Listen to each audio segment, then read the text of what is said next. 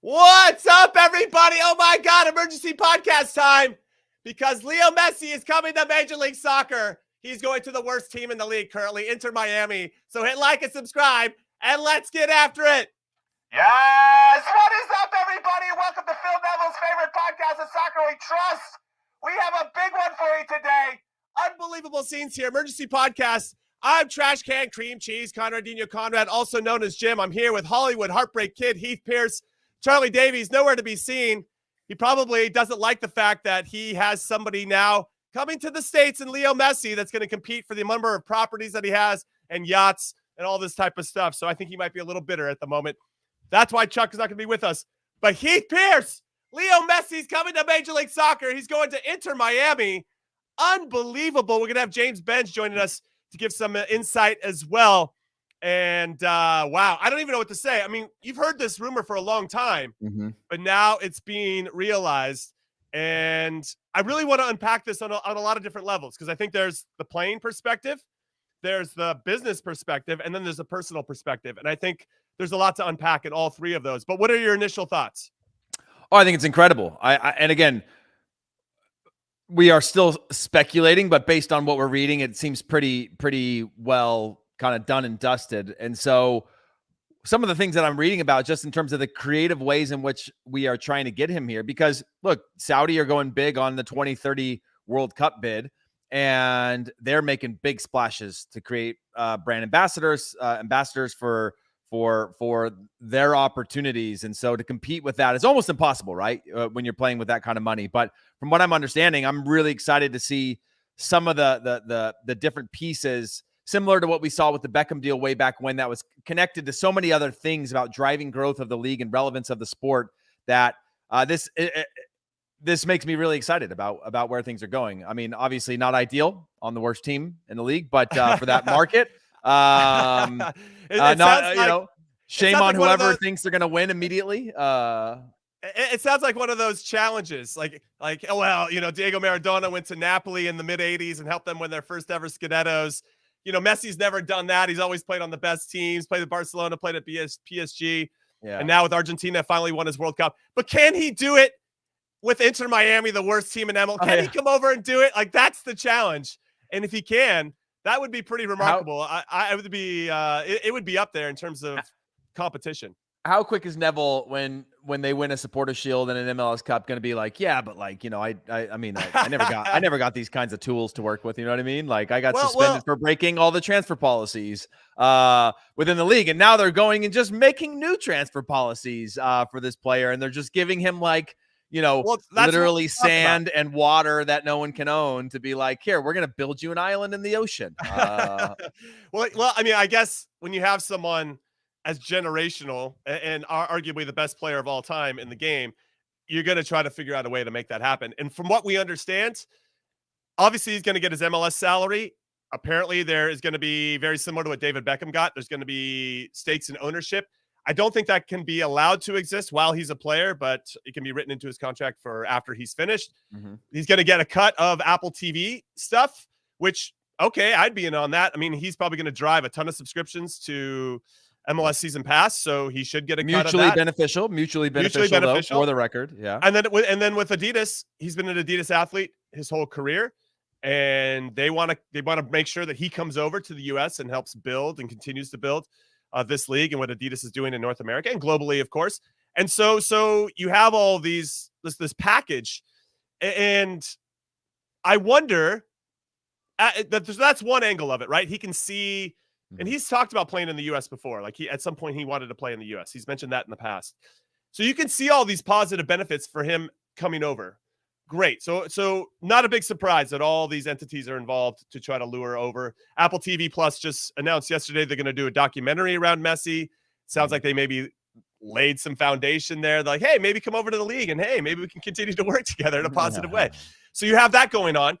And I wonder, though, as to now let's get into the personal. Obviously, Barcelona seemed like they were out. Let's look at his options. He could have gone back to Barcelona. His dad mentioned that him and Leo would like to go back to Barcelona. Obviously, spent so much time there, so much success, and he really feels like that's his home. But because of financial fair play, because of the financial restrictions that La Liga put on Barcelona, Barcelona was going to have to tap dance in a way that wasn't real. So they were out. Saudi Arabia was offering him $500 million a year. That is ridiculous. But I don't think MLS could match that, even with Apple and Adidas sprinkling their magic fairy dust into this whole thing. But the potential to have a longer run in the U.S., I think, has to be enticing. Plus, when you look at it from a family perspective, wouldn't you much rather live in Miami than anywhere in Saudi Arabia? I'm pretty unequivocally going to say yes, 100%. So there's so many different ways and tethers, I think, to why Miami was the best choice for him. And I'm not surprised that of his options that he ended up coming here. Obviously, Barcelona would have been number one, but it just couldn't work out realistically. Yeah, I agree. I think there's so many factors at play here, but whatever MLS, Apple, Adidas are going to put together is going to be more than enough. I don't know what it's like to go like, well, do I want the 400 million offer or the 500 million offer? But when you think about a lifetime and a quality of life and something that goes on bigger and beyond yourself, yes, Saudi would be transactional for a couple of years, and you'd be part of everything there, or required to be part of all of the things heading towards 2030 and what they're trying to accomplish as a country, growing and becoming more progressive. But here, again, there's a lot more at play, closer to home, closer to family, closer to a market that you can be impactful of, ownership, all of those types of things, I think, really play into it and make a big difference. I think, or deciding factors is almost, I'm almost shocked to see MLS fight fire with fire, which I think is incredible, being able to put together a compelling package for somebody that can have anything at this point. Yeah, it's going to be fascinating. Also, I think we should take into consideration that Argentina's national team is opening a training center here in the States, just happens to be in South Florida. The Copa America in 2024 happening in the States. The 2026 World Cup happening in the States. So to have building up, I guess, some of that, I don't know. I don't know if Messi in particular needs that kind of reputation runway, right? To roll out the red carpet. Look at, hey, not only am I going to be at Miami, I'm going to be here playing for my national team very, very soon over these two major tournaments. But I do think it does help continue to build and elevate his brand in this country. I thought that was interesting. Plus Tata Martino, who was his former coach at Barcelona, and obviously he has a strong relationship with. I think they crossed over in Argentina. Now I feel like my brain's getting all muddled there, but he might be taking over to Inter Miami as well. So there's a lot to unpack, and we're going to get into what that means for Inter Miami as a club in a little bit. But I want to bring on James Bench. James Bench, come on the show, big guy.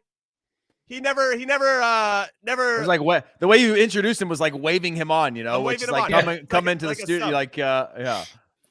Waving him on. James Bench never misses the opportunity to take a shot at us Americans when he can. Yeah, it's great. I can't wait to see how he weaves in how poor the U.S. men's national team is, or our U20s were, considering Argentina didn't even make it, but they got to host. Somehow he's going to weave that into the narrative. Yeah. Why don't you do that, Bench? And also, why don't you take shots at us? It's the Americans' fault that Leeds got relegated. So there's a whole bunch for you to unpack. But tell us what you know about this Leo Messi deal. Yeah, I mean, what do we know? Still waiting for official word, kind of on the Inter Miami side, it sounds like, as well as from Messi's people. But it's pretty clear that's the way it's heading. And what's really interesting for me is I've kind of been plugged into this deal more at the Saudi Arabian end, and I was right. Yeah, you have. You have, by the way. Yeah, you have. Yeah, you have, by the way. How are those live golf tournaments treating you? You getting free tickets to those too? I think my handicap is like a disabled parking space. Having spoken to sort of people that were close to that side of the deal, I mean, kind of what I was reporting was Al Hilal expect a decision by the end of the week. So I guess that was right. But kind of what I was hearing privately was they thought this was done, that Messi was in the bag. Just written this for .com as well, that there were private jets ready, one in Barcelona for George, one in Paris for Lionel, to take Messi to Riyadh tonight to sign this deal till minutes before the news broke.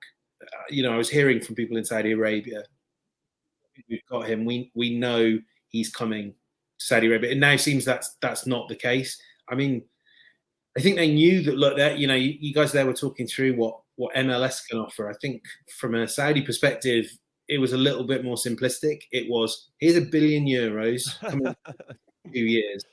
Pick your club, pick your teammates, do whatever, billboards, and kick a football around.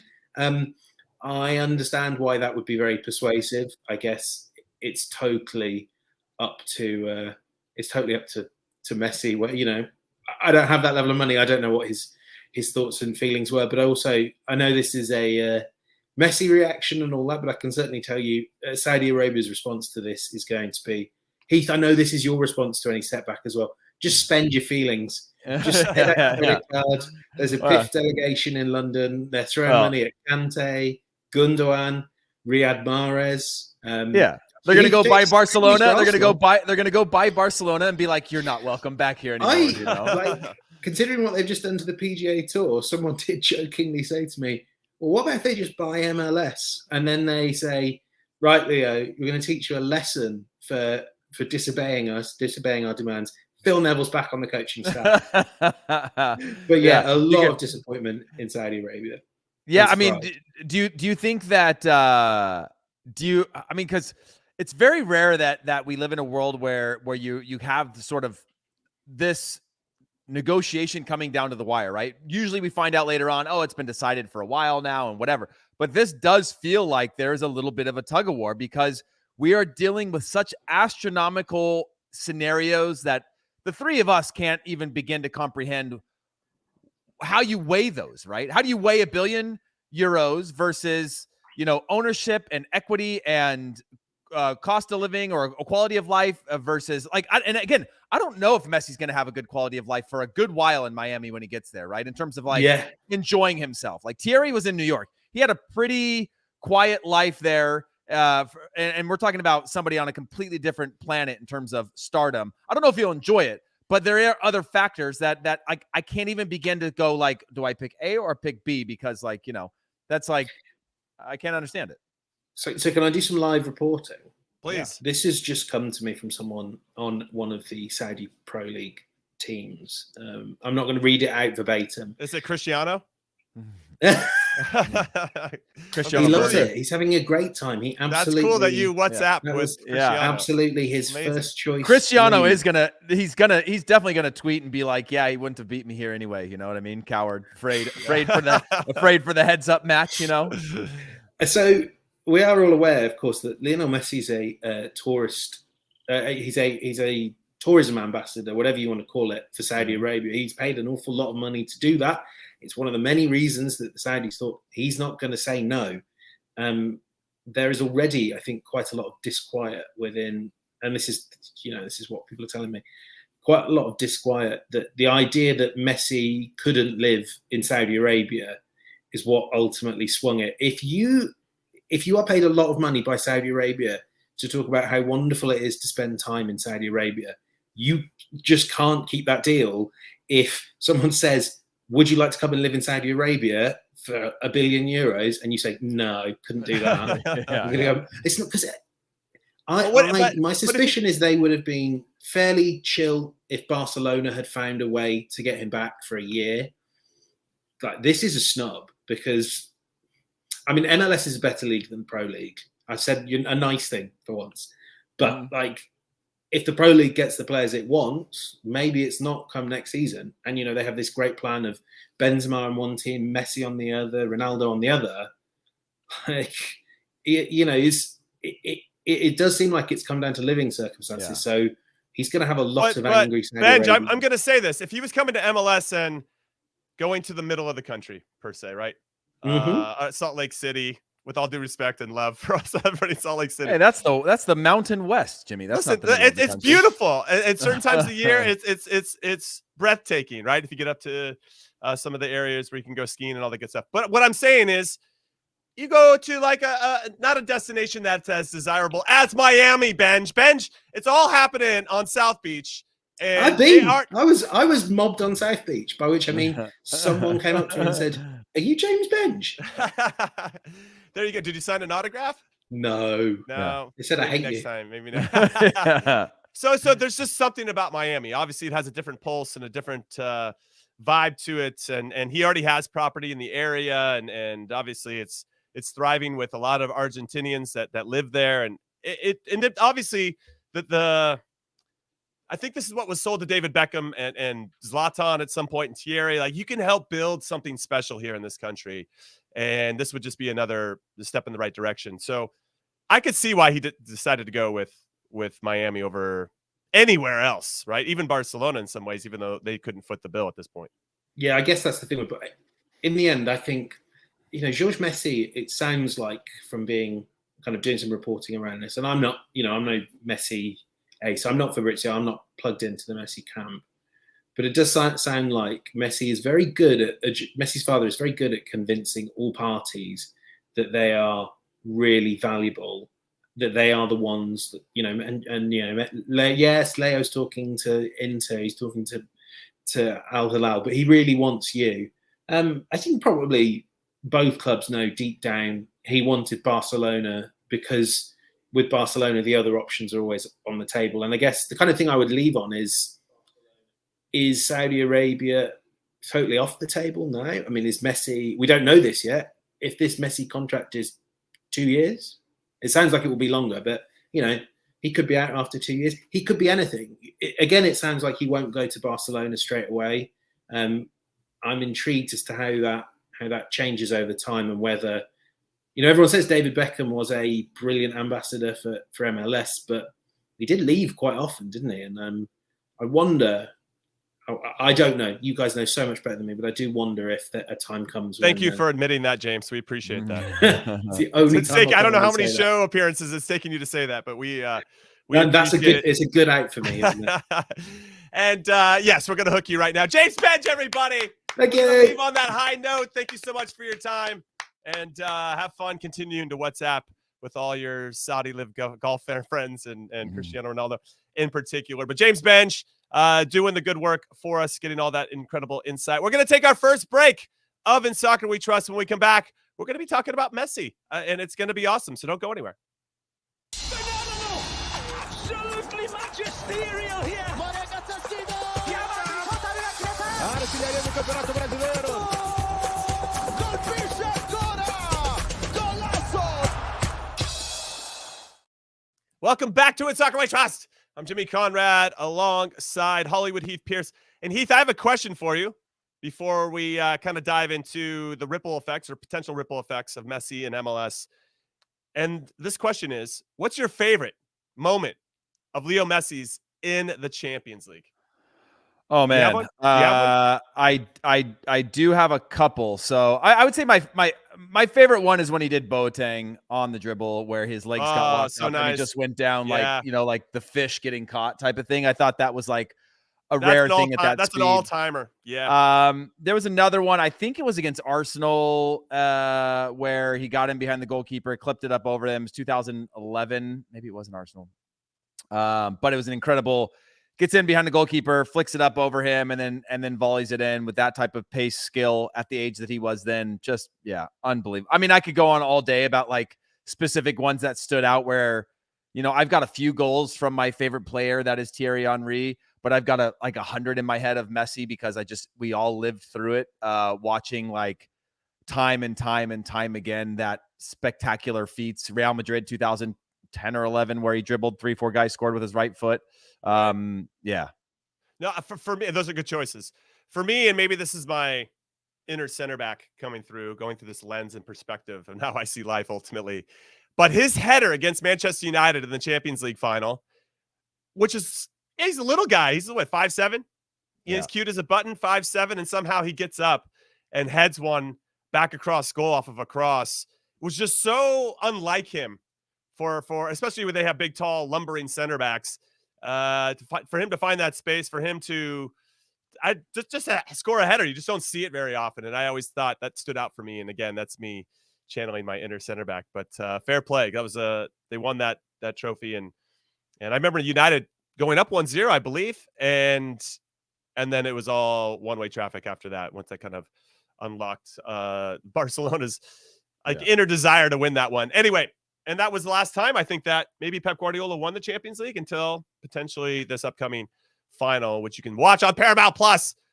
Manchester City versus Inter Milan. Also, we say all this, I ask you that question because due to popular demands, UEFA are giving you a final chance to win your limited edition UCL Elite FUT 23 kit. Winners will also receive a digital copy of the FIFA 23 video game. Time is running out, everybody. Tick tock. So make sure to enter now at uefa.com/elite. And for the YouTube audience, if you are watching this right now, scan the QR code at the top right corner to enter. All right, so Heath, let's get back into Messi to MLS, because as we learned with David Beckham when he came over, which was we were both playing in the league, or you were playing. I don't know if you were in the league at that point, but you could feel it being a watershed moment. It made the league a water cooler topic. The casual fan, people that weren't even paying attention, were like, "Wow, do you see David Beckham coming to the Galaxy?" And all of a sudden, everybody became experts on whether David Beckham would work in the league, and that's a good thing, right? Everybody having an opinion on something that's happening within U.S. soccer's any of the leagues in U.S. soccer. So now with Messi, and I should say that ushered in a new era of designated players that you could pay outside of the salary cap, pay them any amount of money that you want, and that rule is still in place. So that's a lasting impact of David Beckham, which I think, and also behind the scenes, and I think I've talked about this before on the pod, but the things that he did behind the scenes in terms of leveling up the professionalism, like just in ways that we were treated in the locker room, the ways that we were flying, the ways that even in terms of the amount of per diem, everything leveled up. Beckham's like, this is unacceptable. This is unacceptable. This is unacceptable. And Tim Leiweke, who was basically running point for the Galaxy at that point, said, yeah, we'll fix all that.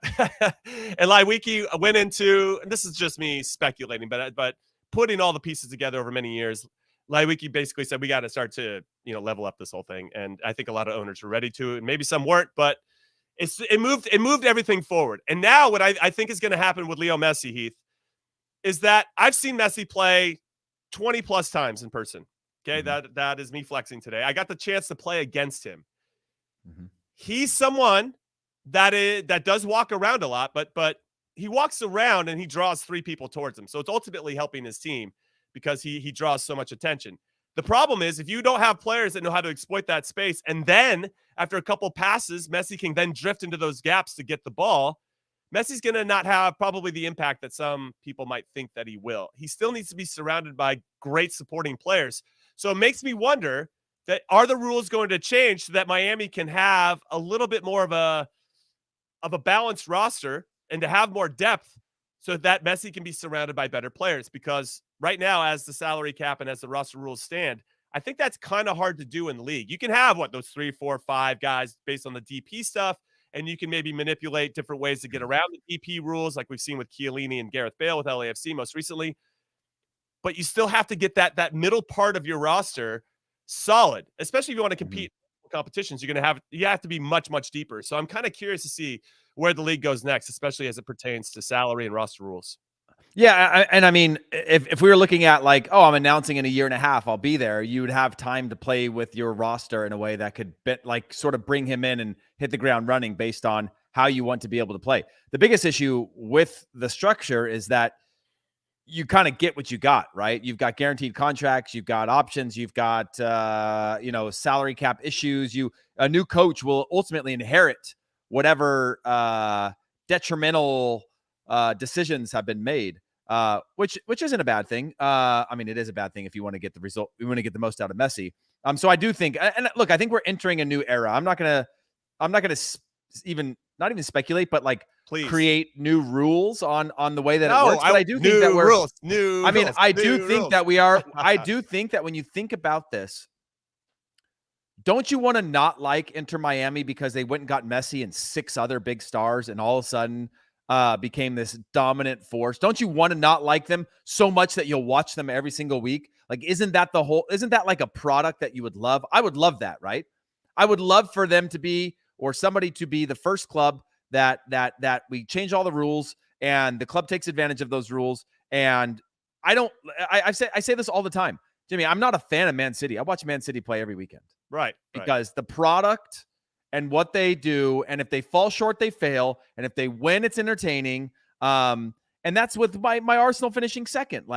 I do think it would be great to enter into that era with a player like Messi. Then the judgment be, well, let's see him do it with an MLS side. Let's see him do it with what he's got, and those types of things being outside of the business stuff. You give him a striker, and you give him the top striker, and I think they'll be just fine. But yeah, well, there are rumors. Yeah. Well, having Tata Martino potentially come in would be a boon for Inter Miami in a lot of different ways. One, he's already had success in MLS with Atlanta. He knows how the league works. He knows how to take advantage. That might not be the best way to phrase it, of the roster rules. And it's just not going to be a foreign concept to him, right? Sometimes we've seen foreign managers come in and they're like, what the hell is going on? But he'll have obviously a very good understanding. And you bring Messi in. Messi's very familiar with Tata Martino. It's really a perfect match in a lot of different ways for the club and for the player. And Sergio Busquets, this is his last time. Last season, he's retiring or finishing his career at Barcelona. He's going to be free. That's a player that's already been linked to Inter Miami prior to Messi signing. So you bring in a familiar player in the spine of the team who can kind of control the other players and joystick them a little bit, and someone that knows how to get Messi the ball in good spots. So if you start to put those pieces in place, and obviously Messi comes onto the team, you're going to get elevated performances from everybody else. Rodolfo Pizarro might actually score a couple goals. You know what I mean? That's one of their DPs who never scores, even though he's paid a lot of money to score. So yes, I think that, rising tide lifts all boats, and Messi's definitely going to help them. But I wonder at what point, because we've seen it with others. Thierry Henry jumps out at me, and I know you got to play with him, so you can speak to this a lot more expertly than I.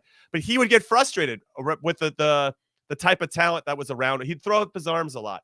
I've seen Ricky Puig do the same thing, and he's 23 years old, right? Just seeing, like, it is another world in terms of the quality. And I'm not saying there's this gigantic gap between La Liga or Ligue 1 between MLS. I'm talking about PSG and Barcelona between the players that they're training with, right? That's not, it's not league to league. It's the fact that you are playing on super teams, and that is a different, but again, that's going to elevate the quality around them.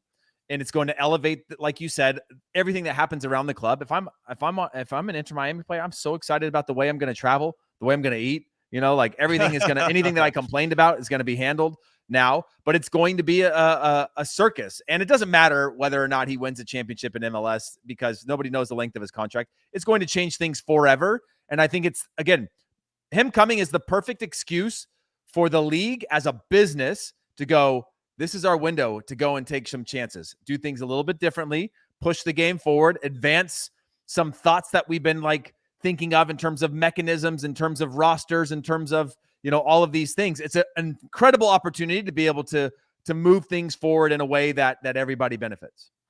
Yeah, it's going to be a net positive, I think. And I think, to your point and to what I was saying before about David Beckham, not only will it benefit Inter Miami, I think it's going to ultimately benefit a lot of the players in the league. And I think that ultimately is a good thing.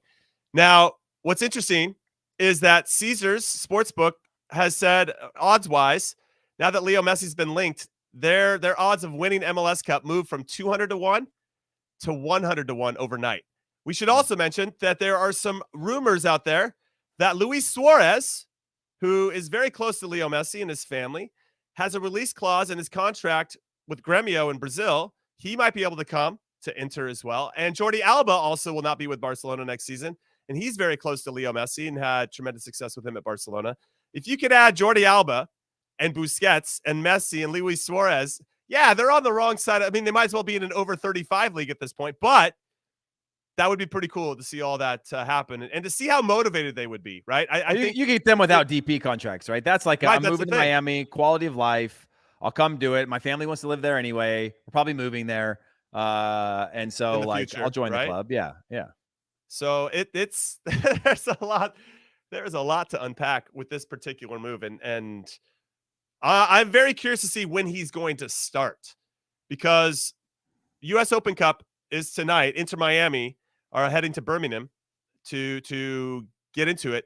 And this game you can watch on the Golazo network, 8 p.m. Eastern. So Birmingham against Inter Miami. And now I feel like there's a ton of pressure on Javi Morales, the interim coach of Inter Miami, to go and get a result here, because that would give them an opportunity to continue to move on. And maybe Messi's first game is in a US Open Cup final on September 27th. Sick. Would be sick. So then you got the Leagues Cup starting, and there's a lot going on. So I wonder when this happens and it becomes official, when his start date is going to be announced. And that might actually be the holdup at this point, because it's being reported by everybody that he's coming to Inter Miami. Maybe they're just waiting to figure out when he wants to start. And maybe he's trying to, okay, guys, he's like in the WhatsApp group. Okay, WhatsApp group. Hey, guys, I'm going to Miami. Who's coming with me? And Busquets is like, I'm in. And then Jordi Alba's like, I'm in. Luis Suarez is like, just give me a month to figure it out or whatever. And that might just take some time. Maybe they want to do, multiple announcements or just want to get everything locked in. But how sick would that be to see him in an Open Cup game? That would be so awesome. I would love that. Have it be a debut. I mean, it'd probably end up performing better than Vela did in the final of the CONCACAF Champions League. You know what I mean? Like, is that too soon? Too soon. Too soon. By the way, Vela's not looking all that fit when I see him these days. Has he ever looked all that fit though? I mean, physically, yeah. I mean, he looks think he's nursing an bigger injury? now. No, I just think that he's like, probably, it's tough to keep going and going and going and going. And he's got that disposable income, eating good, living good. Anyways. So right now it's looking like, or what we're hearing is that Messi's first game with Inter Miami would be July 21st in the Leagues Cup. And that game would be against Cruz Azul. And I assume those tickets are going to be legitimate money. Right now, they're going for $500 each. We're throwing up a graphic right now. That is going to be $500. Wow. Each. Dude, this is the August 26th game against the Red Bulls. That's at Red Bull Arena. Excuse me. This is just in New York. Red Bull Arena, the games against Inter Miami are already up to $500. And that's up in the top one. So that's crazy. But yeah, I mean, it's going to be elevated. And actually, we told my daughters before we did the podcast, taking them to school, hey, Messi's coming to MLS. And they're like, oh, he's going to play for San Jose Earthquakes because that's the nearest MLS team. I'm like, no. He's not coming to San Jose. I regret to inform you. But Inter Miami, I don't know. I haven't looked at the calendar. But if he did come to San Jose, I could see those tickets being absolute bananas to try to go and see. And we saw that with David Beckham as well, which was just this huge pop culture moment in some ways, where you have one of the best or one of the most famous come to the league, and it makes a difference. So I kind of, what do you think it does before we get to our next break? Like what do you think it does for the perception of the league moving forward? Oh, I mean, it's huge mostly because of the intent, right? I don't think what he does on the field matters at this point in his career. He's still going to put on a show. He's still going to put on he's still going to create his mixtapes, but I don't think that matters. And so I think for the league, the creative thinking around getting a deal done like this, I think is transformative for the league, because it's three parties, if the reports are indeed correct, working together to bring a player into their league in a way that benefits everybody and the growth of the league. I still run into people that talk about the Beckham moment that are sort of light soccer fans, as like they first started paying attention when this happened, it's like the women winning World Cups. That's one. It's Beckham coming to the league. That's two. It drives me nuts that that's one of them, but it is. And now with this one, again, it's a whole other level that brings exposure to the league. And again, I don't think that's enough for us to take that giant step, but I think it's the door opening to say, hey, if we want to be competitive in the U.S. landscape for sports, if we want to be a league that globally, we already have the global rights on Apple. If we want to be something that's a competitive or entertaining product, this is the first step in to becoming, to a lot of these other ideas that I know we've discussed for a long time, but haven't had the right timing to do it. Yeah, I think the best way to probably sell this is that even the top athletes in every other sport in this country are going to be clamoring for tickets to go see Leo Messi play in person. And I think that pretty much says everything. Yeah, LeBron James, like everybody's going to want a piece of Leo Messi when he comes over to the States, no matter what market he's in. And it's going to have that type of impact. And I just wonder what the positive ripple effect is, or if there's going to be negative ones too, but I wonder what both of those are going to be moving forward. I just hope it continues to push the game in the right direction. And yeah, I'm getting dramatic here. We're going to take our second and last break of In Soccer We Trust. When we come back, we'll talk a little Open Cup, because we got two games tonight, as we mentioned before, with Inter Miami and Birmingham, and some results last night that Heath and I both nailed on Monday's podcast. We're feeling pretty smart and good about ourselves, so do not go anywhere. The Portland Thorns fly east for their battle with Orlando Pride. Sunday on CBS Sports Network.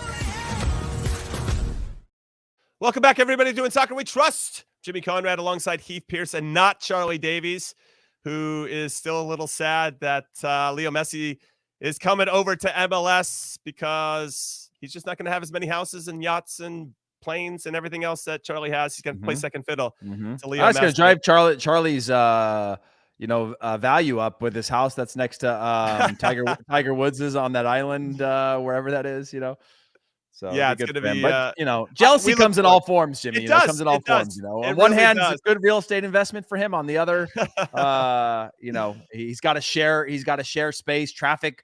The bridge getting off of his private island is going to be packed, and all that kind of stuff. The downsides of being part of that club. Yeah, it's going to be interesting to see if and when Charlie can be best friends with Messi at some point. All right, let's talk about a U.S. Open Cup. As we mentioned, Birmingham and Inter Miami are happening tonight on the Golazo Network. 8 p.m. Eastern is kickoff. This is the last USL team standing because Cincinnati beats the Pittsburgh Riverhounds 3-1 last night in one of the other quarterfinals, which we aren't surprised about. Cincinnati have been in some great form and looked fantastic again last night. So some great goals in that game. And then the Houston Dynamo went to Chicago, Heath. And even though they only had 34% possession, clearly Ben Olsen is figuring out a way to make them a very fluid and dynamic counterattacking team. They won 4-1 against Chicago. They're booking their ticket into the semifinal, and they're going to take on the winner of Real Salt Lake, who are hosting the LA Galaxy tonight. We both had the Galaxy, I think, in this one. So we'll see. Yeah, we had Galaxy. I had Galaxy losing to LAFC, obviously, a round before because I thought they'd put out a team. Sure, but, you don't have to bring that up. Just let everybody. Yeah, of course we had the Galaxy. I've got Galaxy in this one, but I think I'm still on pace for my final. So that's good. Yeah, I had Cincinnati in the final. What'd you have in the final? Cincinnati. I think I had Houston, Cincinnati. Yeah. Wow, look at you. If I get that right, someone owes me. Like one of those clubs needs to bring me in as a consultant. You know what I mean? No joke. Well, just as a reminder, we're back at it again tomorrow, 1 p.m. Eastern, 10 a.m. Pacific. Chuck Davies will be with us. So that'll be a lot of fun. We'll get his thoughts on Messi and everything else. We'll obviously break down all the Open Cup results and give you all the good stuff that you need to know surrounding U.S. soccer, including what's happening at camp for the U.S. men's national team as they prepare for the Nations League semifinal against Mexico. Also, I would be remiss if I didn't tell you to check out my interview with Javier Chicharito Hernandez on our YouTube channel only. It's an exclusive. Go over to our YouTube channel on Soccer We Trust. Guy's real zen these days. He's real zen these days. Real zen. You know what I mean? Really, it's great. It was like, fun.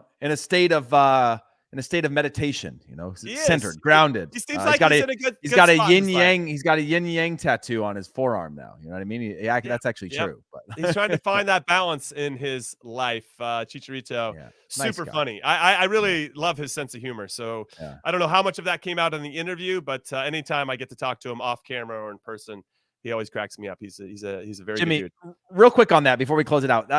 What I've always liked about Chicharito is he seems to know when you talk to him that obviously after you've done it a few times it's different, but that you played the game, and he'll say what it's like. Yeah. I think that's kind of nice because a lot of people just talk and they don't ever actually break that wall down of being like, who am I talking to? Would they, like context wise, which is kind of, a nice little touch. He does. He's very good buttered at that. You up. Which buttered you up. Does Jimmy. butter you up, and then maybe you have a hard question in your mind that you're going to ask, or a softball, and you're like, I'll go with the softball. He's being really nice right now. I won't ask him about why the Galaxy's terrible this season in the league, but doing pretty good in the Open Cup, even though I danced around that a little bit. Anyway, it's a great interview. I highly suggest you go check it out. And hopefully we can have him back on again soon after they win the Open Cup. That's what they're really shooting for right now, because the playoffs look like a dream at this point. But yeah, he said it's 5 points out of a playoff spot. I think they're farther out now. Well, it's 6 or 7 now. But hey, which 3-game winning streak, and you're right back in it. That's the beauty of MLS. All right, we're done. Heath, I'm calling it.